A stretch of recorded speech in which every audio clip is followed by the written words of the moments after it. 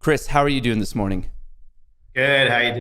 Thanks for having me, Matt. I am very, very excited to have this opportunity to speak with you because it's a huge rarity to be able to have like a direct line of communication with you and your investors. And I'm sure there's a lot of questions about what's been going on because really in the world of Rumble, at least on my side of things, the past 2 days have been crazy. So 2 days ago, we were reading just reports and people were misunderstanding some SEC filings about an at the market offering.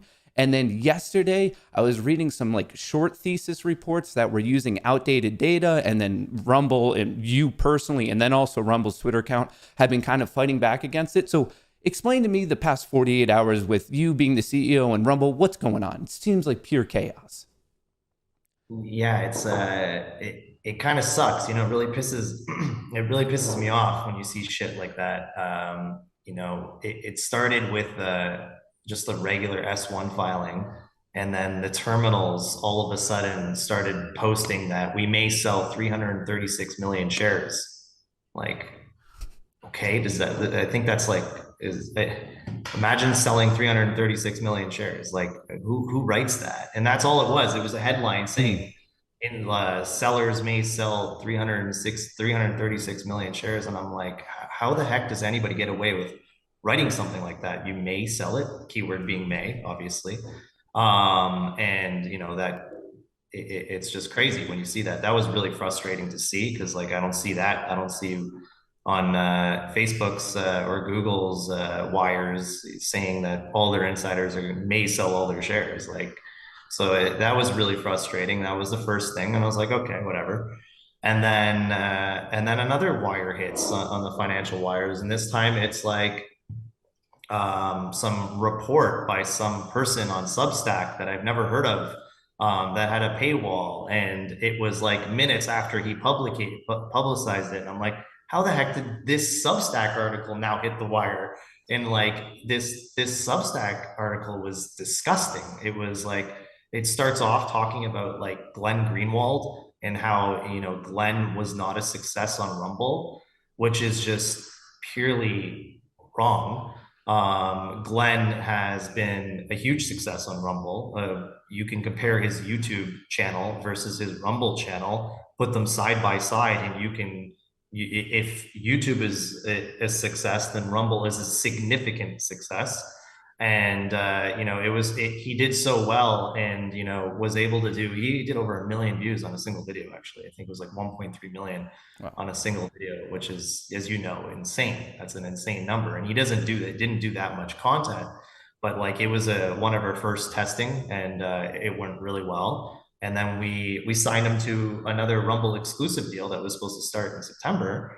And he's going to be doing like a daily show, and we're really excited about that. I can't wait for that. And this article talked about how like he hasn't posted since June, and he's like, and he's it's been such a failure on Rumble's part. Like he's not getting that many views, which is wrong. And then on top of that, like there's a really good reason why he's not live yet. He's going through a personal matter, and I support him through that personal matter 100%. Mhm. And when he's ready, we'll be ready. But like to not even quickly search to see why there's a personal matter, not to ask questions to Rumble, not to ask questions to Glenn, and just write a piece that defames him like that, like is disgusting. But that seems like it's par for the course in this business, unfortunately. So there's that. And then they talk about videos on Rumble that were there from like 2016. Like, I don't know, are we still talking about Charlie Bit My Finger from 2006 on YouTube? Like, yeah, I guess we are. But that using the growth on those videos to say that Rumble is faltering is also disingenuous. Obviously, there's creators that on Rumble that are growing at an immense pace, such as like you have Dan Bongino, who's on Rumble, who's one of our most subscribed creator. How do you write an article about Rumble and its growth and not talk about their number one creator on their platform by subscribers? Not talk about like the most important influencers in the world. Like, who's more popular than Donald Trump? I don't know if there is anybody more popular than him. And let's not talk about him, even though he's on Rumble doing his rallies. And then there's Andrew Tate, the most searched person on the internet in the last 3 months, only on Rumble now.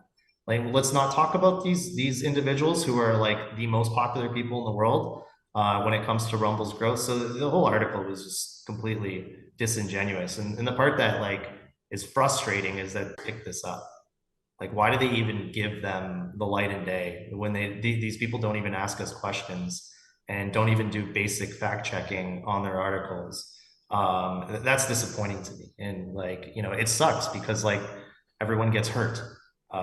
Shareholders get hurt, staff gets hurt. It hurts everyone, and it's just not fair.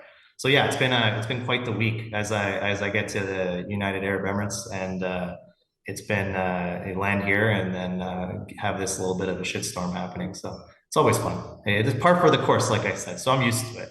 Never a dull moment. From the outside looking in, it's, I guess, in a weird way, I hope it's just been a slow news cycle and not something more nefarious that's going on behind the scenes. I guess we'll never know. But just to highlight some of the things you said, when I was reading the short thesis, the biggest thing that like jumped out at me is like they were intentionally using old data. They were citing numbers that you stated in June that were publicly available when obviously the August numbers are publicly available. So why not use those? And then obviously the creators that you refer to, they're all doing astoundingly well on Rumble. But just a little bit of like an anecdote from me being on Rumble. Thus far, the first 19, 20 days in the month of October, I've actually done better on Rumble, more views on Rumble than I am on YouTube. And what's crazy about it is I have 350,000 on YouTube. I have 50,000 on Rumble. And yet I'm getting more views there. And it's that type of thing that there's just no due diligence. There's no journalistic integrity. And I already saw that they rewrote some of it and they took all of the Glenn pieces out because like it became kind of a little bit of a shitstorm on Twitter. But wild, wild, wild. Now, I appreciate you kind of clearing all that up, but I just brought up Rumble's Twitter right here, and it looks like you guys just, let me read this to the audience. Update. Thank you, Starlink and Elon Musk, for making free speech stronger. Rumble Cloud has officially begun peering with Starlink, meaning users of both Starlink and Rumble around the world will have less risk of censorship. Well, that seems pretty awesome. So what's going on right now with Rumble and Starlink? This literally just dropped. Yeah, so I don't know if you saw the tweets I had with Elon. I guess it was a couple of weeks ago, and one of the things that I said was I guess the main crux of it was that I wanted to peer with Starlink because I feel like Elon being a free speech absolutist, he probably is one of the safest ISPs to be working with. So and now we're peering. It's only been a couple of weeks since that tweet, and now we're peering with Starlink. So that's been a complete success. I think, and this is really important for the entire world because Rumble is building data centers, is building like, its data center network across North America for Rumble Cloud. But we still have to peer to like, and we still have to connect to the houses, and we need to connect to the consumers. And, you don't know where things are going to go. The good thing in the United States, there's common carrier laws, but in the rest of the world, there isn't common carrier laws where they have to abide certain things. But like now with Starlink, there's a really easy way to get to Rumble. You have Starlink, and Starlink goes right to Rumble now, without some middleman kind of brokering that connection that can cancel it and turn it off. So I can't wait to get my Starlink now that it's directly paired to Rumble, and with that I think it's just really exciting to see an ISP peering with a free speech platform like Rumble, a free speech ISP like Starlink, really coming together, making it really accessible in a way that's uncancelable for the users that want to access Rumble and want to use Starlink. And we look forward to peering with more providers. We're going to try to peer with everyone, as many people as possible, many different companies as possible. But I think the Starlink one is especially important because that's in the sky. That's through the satellites, and that's around the world. And now anyone around the world with Starlink, is not going to have any type of censorship when getting to Rumble. And I Man, think that's That That's super sounds important for the very world. exciting.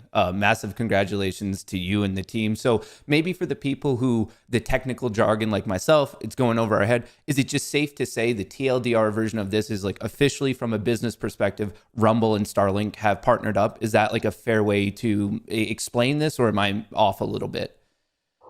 Yeah, I guess like the technical way to look at it is that Rumble is peering with Starlink. If that's a part, I don't like. It's not a contractual partnership. I Okay, don't believe it's a partnership in the sense that we are now peering with them.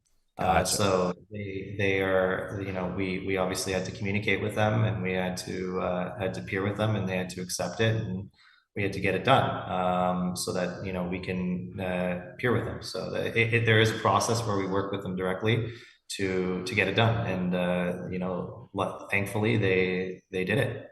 I cannot imagine what your day to day life is like. So you're in the middle of figuring this all out. And then obviously the craziness of what's going on with the news cycle that seems to be against you recently. So you're just juggling it like this. I mean, I don't know if you're moonlighting as like a juggling professional in some sort of traveling circus, but I cannot imagine. So with all of that being said, I don't know if like there's legal bounds to this, but like, can you tell us anything exciting coming up soon? The most recent thing I saw is I believe Steve will do it, who fortunately like he is signed with Rumble. I believe it's October 25th, so Tuesday of this upcoming week. It sounds like he's doing her first big drop. Is there, I guess, is that the next big thing, or what else is going on in the world of Rumble? Can you tell us anything?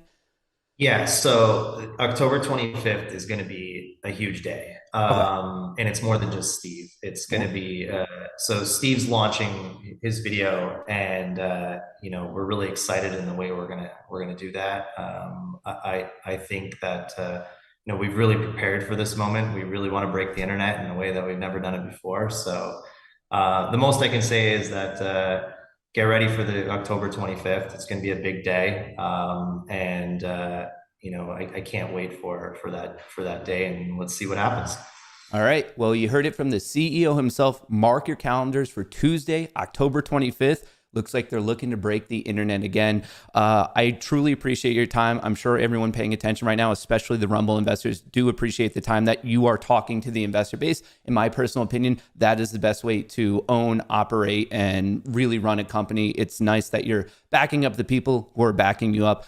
Thank you so much for your time, and best of luck on the 25th. And hopefully we could talk again soon. You bet, Matt. Thanks so much for having me, and look forward to coming on again. All right. Awesome. Have a good one.